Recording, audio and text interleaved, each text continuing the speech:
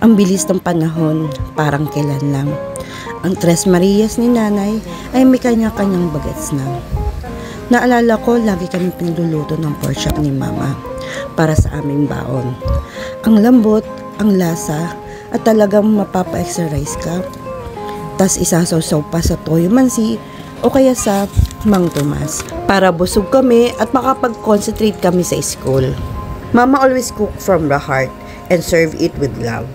Kaya naman hindi lang tiyan ang busog sa amin, pati ang aming mga puso. Kaya siguro sobrang sarap ng mga pagkain inihahain niya. At isa ito sa mga natutunan ko from her. At gamitin ang mga produktong pinagkakatiwalaan niya.